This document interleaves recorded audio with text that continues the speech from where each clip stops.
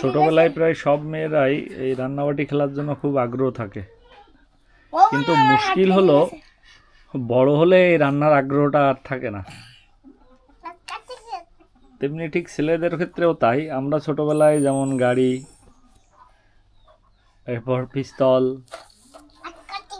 বিভিন্ন রকম জিনিসপত্র নিয়ে খেলা করি, কিন্তু বড় হলে কিন্তু তার উপরে কোনো আগ্রহ থাকে না। কি হলো? তুমি কি বড় হয়ে ডাক্তার হবে? তাহলে কিছুই হবে না, শুধু রান্নাবাড়ি হবে। আচ্ছা, মেয়েদের ক্ষেত্রে এই ব্যাপারটা একটা অদ্ভুত। 100 জনের ভিতরে প্রায় 99 জনের এই ছোটোবেলায় এই রান্না বাড়া। যেমন এই এখানে আমার মেয়ে খেলা করতেছে, অরুণ তামামনি, কিন্তু বড় হলে এই আগ্রহটা থাকবে না, তখন রান্নার কথা হলে ঠিকই কষ্ট হবে। তা আমারও হয়, তাই তো সৃজন? কাকিমার কি রান্না বাড়া করতে কষ্ট হয়? আচ্ছা।